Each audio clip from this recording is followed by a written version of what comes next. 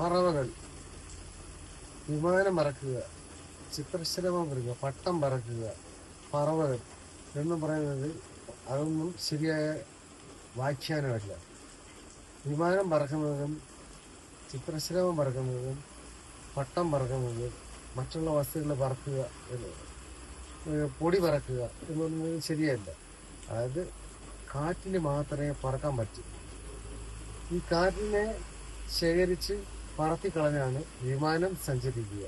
അതുപോലെ പറവകളും ഈ കാറ്റിനെ ശക്തിയായ രീതിയിൽ തള്ളി ചിറകിട്ട് അടിച്ച് പറപ്പിച്ച് കളഞ്ഞാണ് ഇത് സഞ്ചരിക്കുക. മറ്റൊരു വസ്തുക്കളും ഈ പൊടികൾ പറക്കുക എന്ന് പറയുന്നത് ഈ വായു മാത്രമാണ് സഞ്ചരിക്കുക.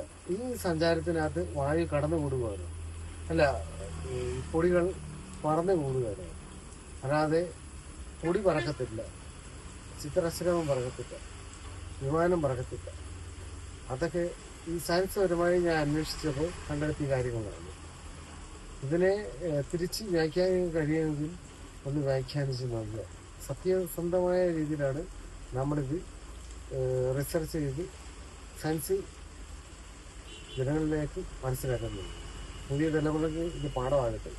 Okay, by.